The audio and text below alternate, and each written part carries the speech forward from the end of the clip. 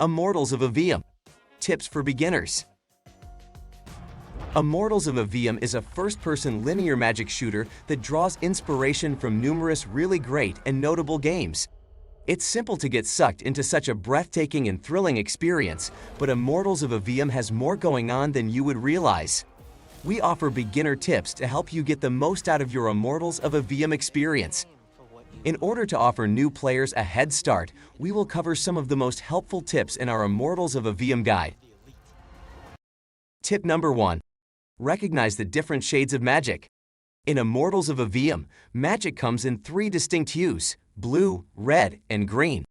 The various magic forms mimic weapons from classic first-person shooter video games.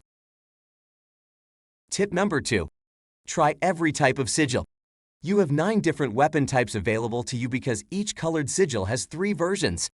There is no excuse not to test each sigil out and see how they perform for your play style, given that Immortals of Aveum allows infinite ammo and lightning-quick weapon shifting. Tip number 3. Combine your skills. Along with sigils, Jack has a variety of additional spells that you may learn along the journey. Combining them increases combat control significantly and is crucial for ensuring survival. Tip number 4. Shoot it if it glows. Everything in Immortals of Aveum that has even the slightest trace of magic will radiate some sort of colorful light. Sometimes the object is a crystal that can only be broken by a certain totem. Tip number 5. Utilize your magic as necessary.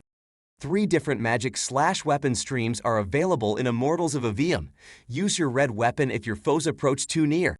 If you have any kind of shooting ability and an adversary or boss has a weak spot that is exposed, you should definitely use your blue weapon to target that area. Tip number 6. Don't rely too much on your defense. Yes, your shield may be a very helpful weapon, but you shouldn't expect it to stand up if you merely walk into a crowd of foes. It isn't very durable, and if it breaks, you lose your shield for a short while. Tip number 7. When casting a shield, you can still fire. The shield is crucial. It will enable you to take a break throughout challenging battles.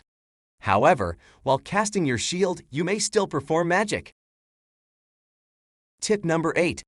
Try to spell break your opponent. Disrupt may be used to stop magical strikes from adversaries in addition to stun them. If you time it just so, it effectively functions like a parry and deals spell break to an opponent.